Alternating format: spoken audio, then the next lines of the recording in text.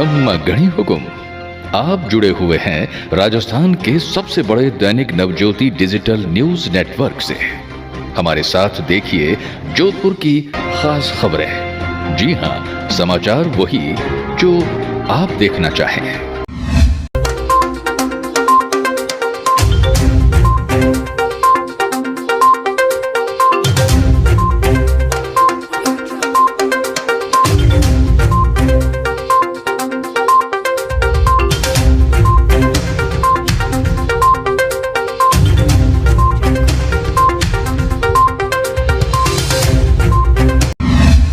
संचालन की दृष्टिकोण से 26 अगस्त का दिन जोधपुर मंडल के लिए एक यादगार दिवस बना, जब एक ही दिन में 3 कीर्तिमान मंडल में रचे, जिसमें सबसे महत्वपूर्ण कार्य लदान की दृष्टि से था, जब जैसलमेर के समीप सोनू स्टेशन से लाइमस्टोन के रैक लदान कार्य प्रारंभ कर हुआ। उल्लेखनीय है कि सोनू से आरएसएमएम तथा रेलवे प्रशासन वर्ष 2011 से लदान प्रारंभ करने हेतु प्रयासरत थे। यह 26 अगस्त को ही संभव हो पाया। इस संदर्भ में दूसरी प्रमुख उपलब्धि मंडल की माल गाड़ियों की औसत गति में दुगनी से अधिक की वृद्धि दर्ज करना है। पिछले वर्ष जहां माल गाड़ियों की औसत गति 21 किलोमीटर प्रति घंटा थी, वह 25 अगस्त को 50 किलोमीटर प्रति घंटा तक पहुंच चुकी है, जो समस्त उत्तर पश्चिम रेलवे में सर्वाधिक रही है। ऐसा पहली बार हुआ है। इस संदर्भ में तीसरा उल्लेखनीय कार्य जोधपुर जंक्शन में यार्ड नॉन इंटरलॉकिंग कार्य का संपूर्ण होना, जो लंबे समय से प्रतीक्षित था। इससे यार्ड में संचालन तथा क्षमता में उल्लेखनीय अभिवृद्धि होगी। कोरोना महामारी के चलते और पर्यावरण संरक्षण के लिए कई शहर वासियों ने घर में मिट्टी के गणेश विराजित कर पूजा अर्चना की। अब मिट्टी के गणपति का विसर्जन भी परिवार सहित घर पर ही किया जा रहा है। जय नारायण व्यास विश्वविद्यालय के कुलपति प्रोफेसर प्रवीण चंद्र त्रिवेदी ने प्रोफेसर विमला वर्मा को मनोविज्ञान विभाग का अध्यक्ष नियुक्त किया है। उनका कार्यकाल 1 सितंबर से अगले 3 वर्ष या सेवानिवृत्त होने तक जो भी पहले हो तक रहेगा। प्रोफेसर विमला वर्मा वर्तमान विभागाध्यक्ष प्रोफेसर एलेन बुनकर का स्थान लेंगी। प्रोफेसर बुनकर के 3 वर्ष के कार्यकाल में विभाग ने कई उपलब्धियां हासिल की है, जिसमें प्रदेश के पहले जीवन परामर्शन केंद्र की स्थापना करने से लेकर स्वयं के स्तर पर विभाग की कायाकल्प बदलने तक कई कार्य किए हैं। प्रदेश व्यापी मंडियों के बंद के आह्वान पर गुरुवार को तीसरे दिन भदवासिया स्थित जीरा मंडी में भी कारोबार नहीं हुआ। प्रतिदिन 30,000 बोरी के लोडिंग अनलोडिंग का कारोबार करने वाली जीरा मंडी तीसरे दिन भी बंद रहने से यहां काम करने वाले स्थानीय और प्रदेश के बाहर के मजदूरों के सामने रोजी रोटी का संकट आ गया है। प्रतिदिन की मजदूरी नहीं मिलने से व्यापारियों से उधार लेकर काम चला रहे हैं। देखिए 3-4 दिन से मंडी बंद है, जो कि हम लोग को बहुत समस्या हो गया है कि जो भी 200-300 हाजिरी पड़ता था वो भी बंद है। हम लोग को खाना खराबी पर अभी इधर उधर भटकना पड़ता है कि कब खुलेगा, ये हड़तालें कब टूटेंगे। हम लोग बहुत परेशान है, मजदूर भाई सब। और हड़ताल होने की वजह से यहाँ रोजाना जो 3,000 बोरी के लगभग जो माल आ रहा था, पिछले 3 दिनों से मंडी यार्ड में कोई भी एक भी बोरी का व्यापार नहीं हुआ और जो किसान माल लेकर आए उनको वापस अपने घर जाना पड़ा। जोधपुर में किसानों के महापड़ाव का मामला भारी रूप ले चुका था, पर पुलिस प्रशासन ने सतर्कता दिखाते हुए किसानों को रास्ते में ही रोक लिया था।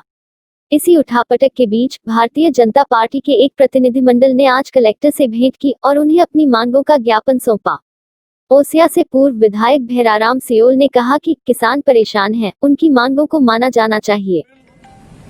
प्रत्येक एग्रीकल्चर बिल में 833 रुपए का जो सब्सिडी मिल रही थी, वो राजस्थान की इस कांग्रेस अशोक सरकार ने सब्सिडी बंद कर दी है। वो पुल पिछले महीनों के पुनर्भरण के साथ किसानों के हित में वो सब्सिडी जारी कर कि किसानों के ऊपर प्रकृति का प्रकोप तो है ही, उसके साथ ही डिस्कॉम का भयंकर प्रकोप है कि जो किसानों के नाम पे आज दिन तक जो भी राजनीति करते आए, जैसे किसानों के लिए जो वर्तमान के मुख्यमंत्री जी ये कह रहे हैं कि हम किसान हित में कोई फैसला लेंगे, मुझे आज दिन तक एक फैसला जो किसान हित के अंदर लिया हुआ मुझे नजर नहीं आ रहा है।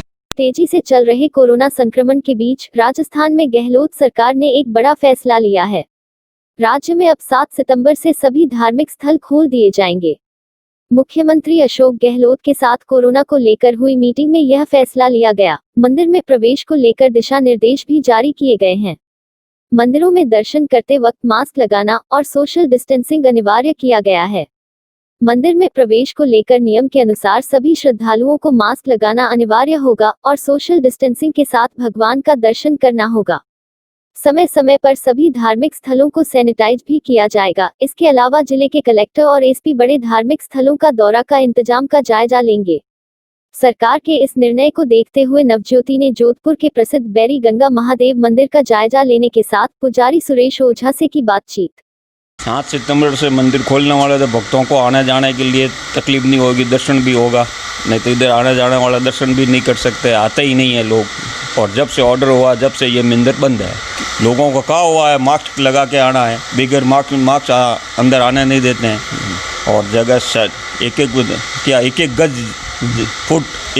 गज की दूरी से दर्शन करवाते हैं। कोरोना संकट में जेईई नीट परीक्षा आयोजित कराने के केंद्र के निर्णय के विरोध में प्रदेश कांग्रेस शुक्रवार 28 अगस्त को जयपुर सहित सभी जिलों में विरोध प्रदर्शन करेगी। पीसीसी चीफ गोविंद सिंह डोटासरा ने इस संबंध में सभी कांग्रेसजनों को एक पत्र जारी किया है। पत्र में कहा है कि पूरे देश में कोरोना महामारी के कारण स्टूडेंट जेईई नीट परीक्षा के स्थगन को लेकर आंदोलन कर रहे हैं, लेकिन विरोध के बावजूद केंद्र सरकार परीक्षा कराने पर अडिग है। वर्तमान संकटग्रस्त समय में परीक्षा कराने के फैसले से विद्यार्थी परेशान हैं। कांग्रेस अध्यक्ष सोनिया गांधी ने भी विद्यार्थियों का समर्थन किया है और परीक्षा स्थगित करने की मांग की है। प्रदेश कांग्रेस भी इसी क्रम में 28 अगस्त को जयपुर सहित सभी जिलों में केंद्र सरकार के खिलाफ विरोध प्रदर्शन करेगी। इस मांग को लेकर देशव्यापी ऑनलाइन अभियान speak up for student safety भी सुबह 10 बजे से चलाया जाएगा। दैनिक नवज्योति के YouTube चैनल को सब्सक्राइब करें और ताज़ा अपडेट के लिए बेल आइकॉन दबाएं। ये थे आज के मुख्य समाचार। अब नवज्योति डिजिटल एडिशन देखिए हर रोज शाम 4 बजे और रात 8 बजे। विस्तार से जानने के लिए पढ़ते रहिए दैनिक नवज्योति।